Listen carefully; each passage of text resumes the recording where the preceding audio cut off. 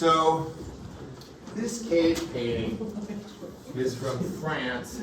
It's about 25,000 years old. Now, why was it created? Did somebody think, hey, the place really needs some sprucing up, so let's put a painting on the wall. This is a species of extinct cow, by the way. Can you pull that door for me, please? Thank you. It's because, as I said before, that when we go back to the beginning of art, when we think about art, not only was it medicine in ancient times, it was also nourishment. What kind of nourishment? Not the kind that you ate, but the kind that you fed your soul with, right? Man does not live by bread alone, because when the days started getting shorter, again, end of the world, what's going on? The leaves are falling off, it's getting colder, and hey, where did those cows go that we like to eat? They've gone too. So somebody, again, whose name is lost to history, man or woman, who had some kind of intrinsic artistic ability, said, hey, I've got an idea. And she painted this on the cave wall.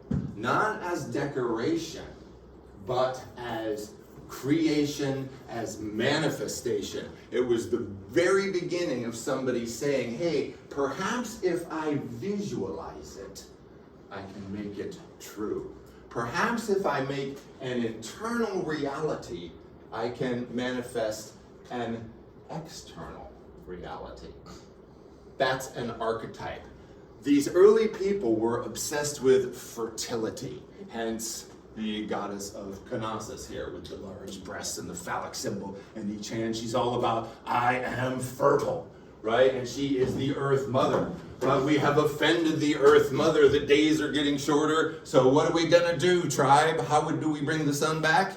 Sacrifice a virgin. Sacrifice a virgin, or sacrifice more likely a prisoner from another Greek polis, where we get the word politics. Probably somebody from another city will sacrifice them.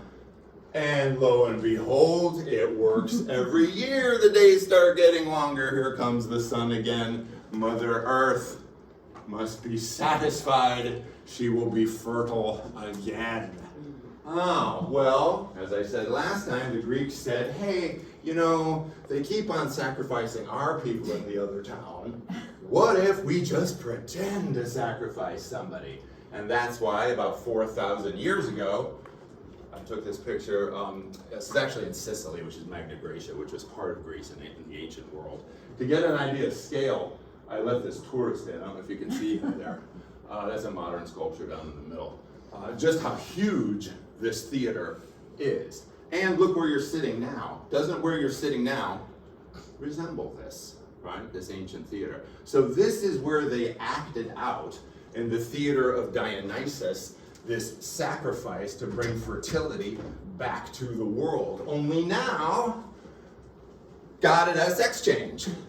We went from Earth Mother to Sky Father. Suddenly, instead of the deity being female, into whom we plowed seed, and out of that came the crops, right? Suddenly, God changed sexes and changed locations, going from Earth Mother to Sky Father. So in the birth of drama now, the archetype shifts so that we have the beginning of the hero's journey. Now it's the male. Now it's the son of God. It is Tyr, son of Odin. He'll put his hand in Fenrir's mouth to save humanity. And he becomes what? The maimed god. He becomes the blood sacrifice. Does this sound familiar? For God so loved the world, he sent his only begotten son, Luke Skywalker, to save us all. Oh, do you mean Neo? No, you mean the sheriff in the Western. Who will save the town? Who will be the savior? Who will be the one? That's where drama originates. So we see it now become the hero's journey, whether it becomes the sheriff, the Jedi, or Neo, the one we are looking for. What? A savior begot by the Father to save us all. Blood sacrifice. Sin, sacrifice, redemption. So that, in a nutshell, is where movies come from. Also, when two movies love each other. You already know that story. All right, what's coming around now, if you just put everything away, there's plenty of yellow paper. So